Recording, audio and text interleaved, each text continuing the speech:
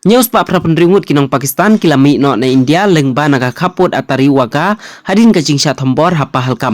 Lapan mena bahakate hi kaju kapor baro kinong India kibasong kibasa Pakistan kilawan pai no lengba naga hi kaju kaput atari waga. Laung bakinong India kibalawan pai menta gidon syajar lais pa nyo penringut.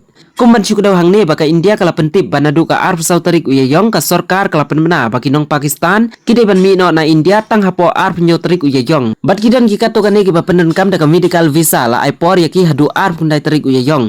Bat kidan kiba penenkam daka visa diplomatik official bat ki visa kiba bunpor la weng no mardor. Bat kapor kabak hadu na kabenta kitu kiba don kanu na ki khat arjat ki visa kan kut no hakasngi ublay. Ka sorkar kala ajing muteng kinong India bakin kiar na kabalik sa Pakistan. Bat kala batharu kitu kinong India kiba don ha Pakistan menta kinuan pai no shala ka jonggari. Ngikmilanti bakindang bon kinong Pakistan kiban mi no nakanikari na marki pulit jong kajala bat kiwe de kitanat pedeng kidang itu ya kinong Pakistan kibasa akijaka baper hakari.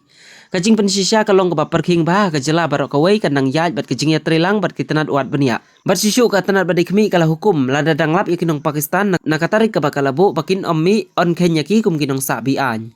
Government strongly advised Indian nationals to avoid traveling to Pakistan. Those currently in Pakistan have also been urged to return to India at the earliest. A large-scale verification drive is underway across all states, in close coordination with central intelligence agencies.